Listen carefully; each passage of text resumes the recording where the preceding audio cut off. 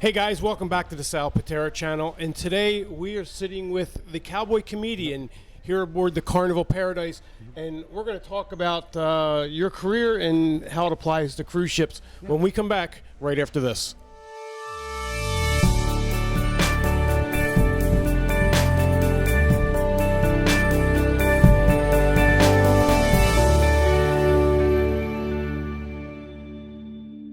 If you have not been on one of my shows, welcome to my show, but I do start my show the same way every time.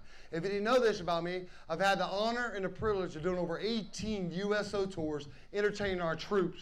How about a round of applause for our troops here and overseas? Welcome back, guys. This is the Sal Pitera Carnival Cruise Lines channel.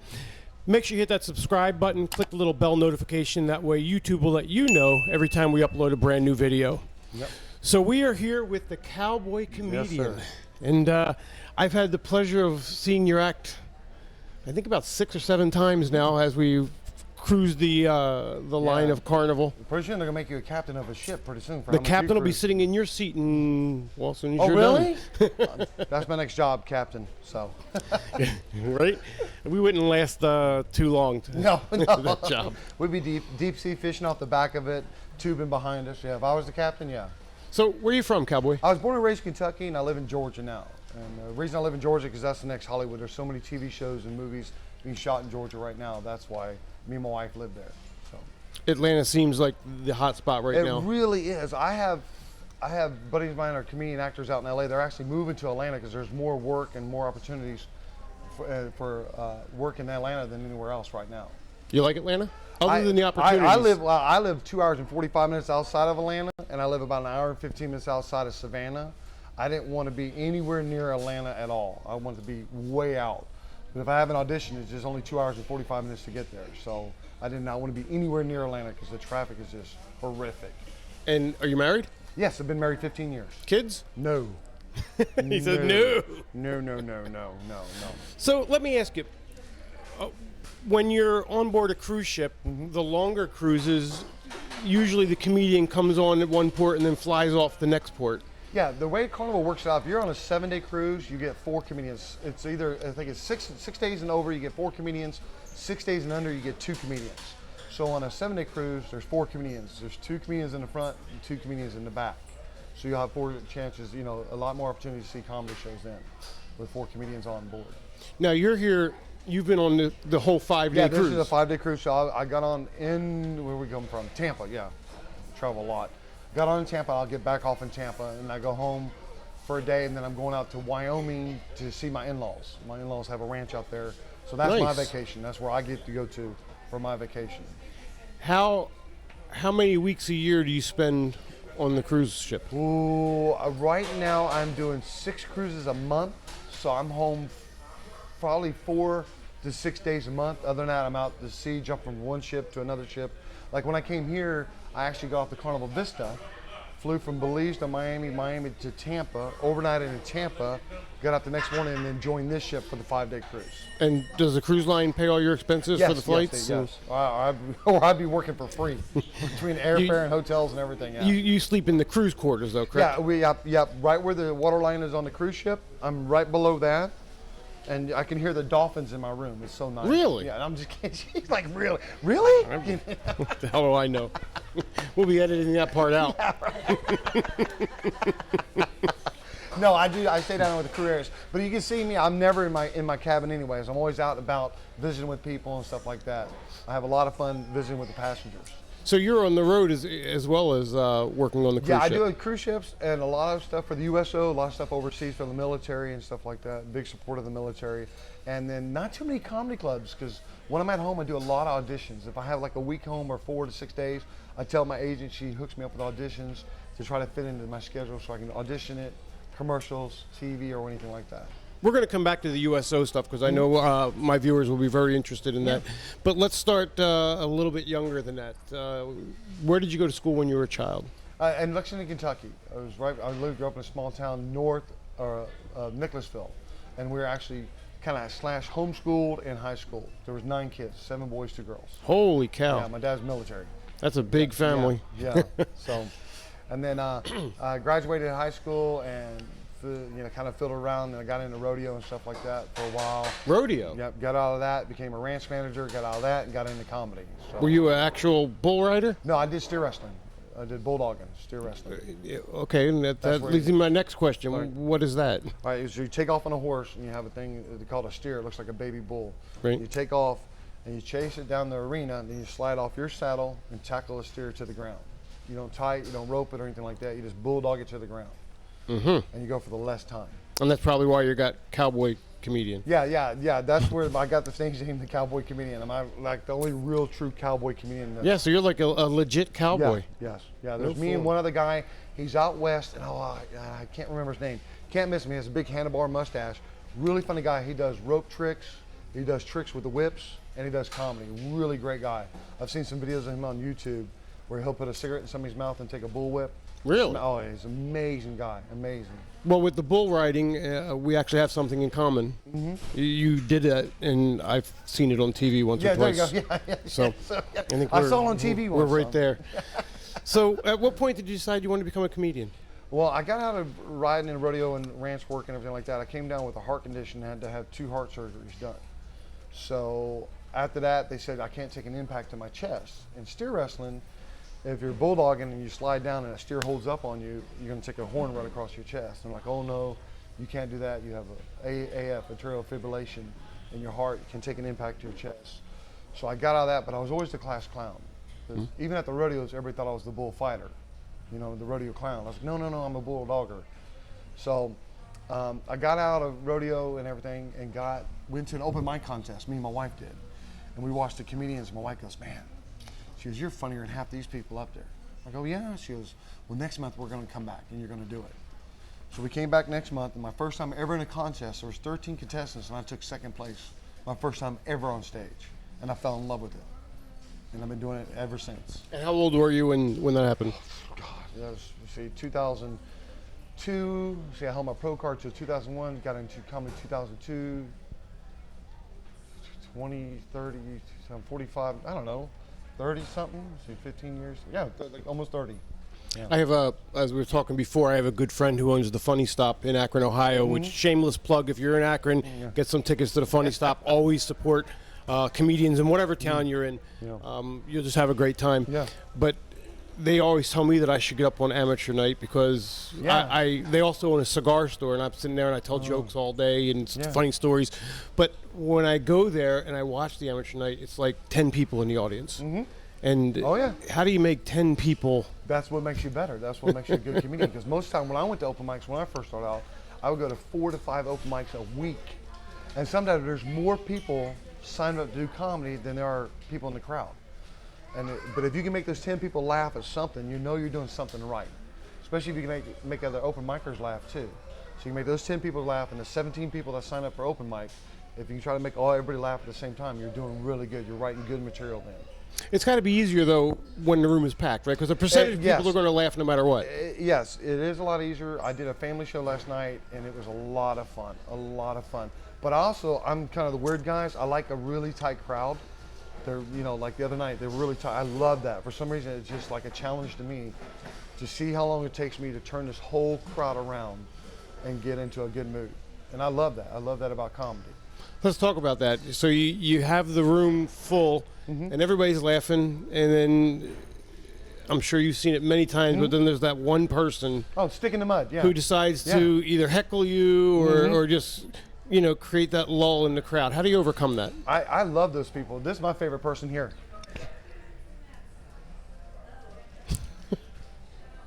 Then I took my whole focus and all the positive energy that I have going in the comedy club, and I start focusing on that person.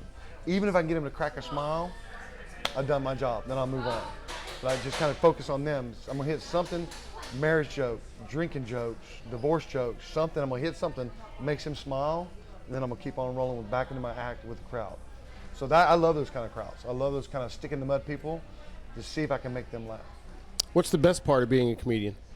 Oh, meeting people, man. It's amazing the people you get to meet, especially on cruise ships. I mean, I talked about it in my family show. We were in Grand Cayman, which I saw you posted a thing about that. That was awesome. there was a guy next to me, and he goes, "That is the most clearest water I've ever seen," as we're on the water shuttle to come back. And I go, "Yeah, it's beautiful." He goes, "That is so clear." I go, "Well, you know how much chlorine they put in that water to make it clear?" And he looks at me and goes, "Really?" I just started laughing. Everybody around me started laughing. That's what I love. So you were making fun of him, kind of the way you made fun of me, hearing the dolphins outside your window. 'Cause I think that was my exact reaction. Yeah, it's meeting people from all different walks of life, from everything, from everybody from the blue collar workers to the family man and everything like that. That's what I love about my job, is the meeting the people. Do you ever meet anybody that you just wish you could, slap in the face when you were done and walk away? Yeah, the people that believe that I can hear dolphins in my cabin, yes. Oh, man.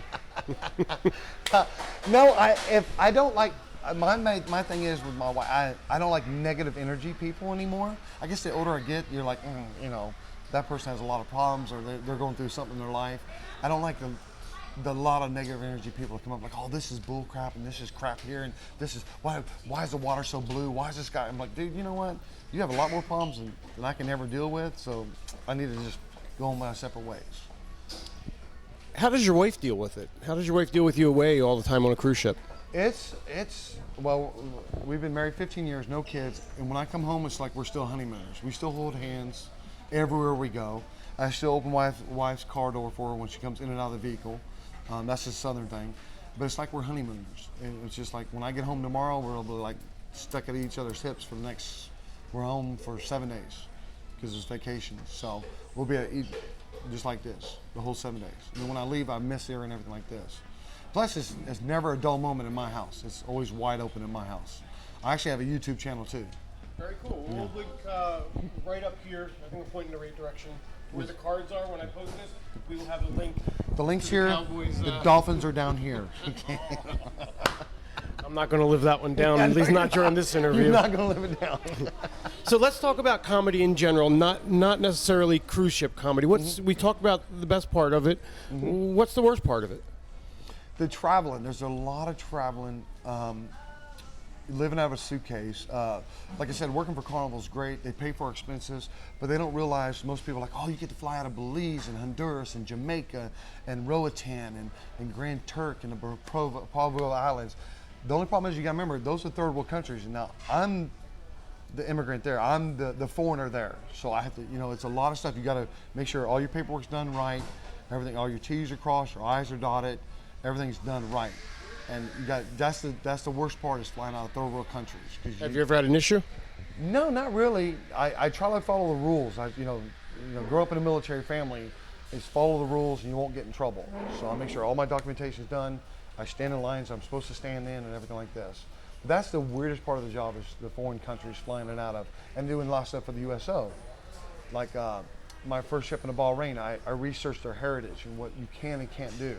What's offensive. Showing palms of your hands are very offensive in Really? Saudi Arabia, yes. So if you wave somebody over, you don't go like this, you have to do like this. Really? Yes. You don't sit with your legs crossed like this. You don't show the bottom of your feet. You have to sit in like this, because it's very offensive. With the ladies that wear their burqas and stuff, and their eyes are the only ones showing, you don't stare at them. It's very offensive for a person to stare at somebody like that. They find it very offensive. So anywhere I go, I try to research their heritage and what their offenses and everything are, and I learn by going over it and not to do that. So yeah. Thinking back, I know you're not going to know the exact number, but how many USO tours have you done? Lots? Yeah, lots. Yeah. You ever meet Bob Hope? Oh, I wish. Oh, that would be great. That's one of my heroes right there, Bob Hope. I think it's too late to meet him now, I think. Yeah, no, it really is. But he was great. Laughter to a soldier in a combat zone.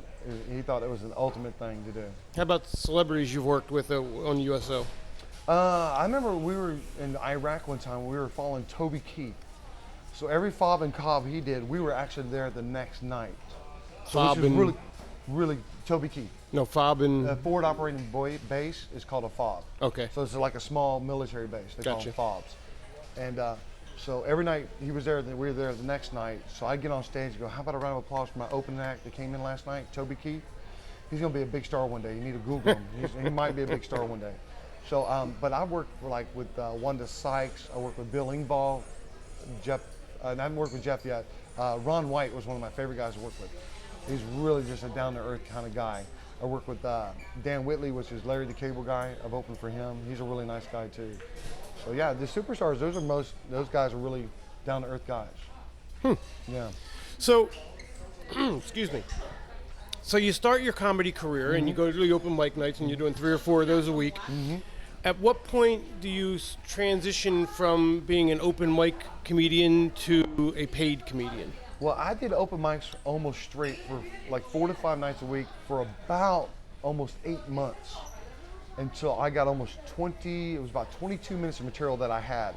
And Joe Sanfilippo, you'll never forget the guy who gives your first break. Joe Sanfilippo of Bonkers Comedy Club come up to me, he goes, I've been watching you at the open mics here on Tuesday and I have an opening, I need you to do 15 minutes, it pays $75. And I go, I got 15 minutes. I actually have 22 solid minutes. He goes, okay. I remember the first time I did it was in a bar. It was a Friday night gig, and there was an MC, me, and then the headliner. And I think I sweated through 3 shirts before I even got on stage. I was so nervous. I tried to remember my routine and everything like that. And then after that, my first paid gig, and I got up to 30 minutes, and then Joe Sanfilippo did such a good job. He started working me in all the Bonkers comedy clubs. And at that point in time, As a headliner? no, as a middle act, as a feature act. So you have an MC that warms you up, the middle act that comes out, a feature act, and then a headliner. I featured for about 3 years. 3 years as a feature, and then I started headlining C rooms, not the improvs, not the funny bones, not the loony bins or anything like that. The smaller rooms. Started headlining those for quite a few years, and then I got into featuring for the bigger rooms and did those for a couple of years until I started getting more TV credits and stuff like that. And I started headlining the bigger rooms. It sounds like just a fascinating career. It really is. It really is. And then I hooked up another Southern comedian named Monty Allen, who's out of the business now. He went back to become an engineer. He was smart and got out of the business. He has a 401k now. He has health and dental insurance. Yeah, he was smart by getting out. But he doesn't make people laugh. Yeah, but I toured with him for almost 2 years solid, and he taught me a lot on the road. We traveled a lot together. We did a lot of bars, honky tonks, just backwood clubs and stuff. We were working for an agency out of Murfreesboro, Tennessee, called Entertainment Shack, and their specialty was putting big acts in small towns. So we did a lot of work for them. One year we left Thanksgiving Day, we came back Christmas Day. We were on tour the whole time. It was amazing. But there was so much experience I learned on the road by, touring with Monty. It was a really great blessing for me. Very cool. So this has been our interview with the Cowboy Comedian on the Carnival. We're on the Paradise this week, Paradise right? this week, yeah. On the Carnival Paradise. Honestly, your website, does it say what ships you're going to be on? It's my Facebook. Just go to my Facebook. Everything leaks into my Facebook. It's a lot easier that way, being social media. Just go to the Cowboy Comedian is my Facebook. That'll take you to my Instagram, my YouTube channel, and everything like that. So my YouTube channel will be here, Dolphins here. So remember that. Very cool. Well, thank you very much. I appreciate the entertainment all week, and thank you for your service with the USO. Oh yeah, giving back for our heroes. Don't forget about our servicemen. 22 a day lose their life to suicide. Reach out and help a serviceman save his life. Absolutely. I agree. Yep. Well, thanks for watching, guys. Lots more videos to come, including some tours of the ship, some places you might not see otherwise, like the bridge and some other areas, including a video coming up this week. I get a lot of people asking me where dogs relieve themselves when you have a service animal on board. So we're going to show you that area this week. And it's right next to my cabin. It's really nice. And when the bathrooms are full, you just lift the leg. They hold the dog over the side. Go Tiki. Right, there you go. All right, guys, make sure you hit that subscribe button, and I'll see you up on the Lido deck.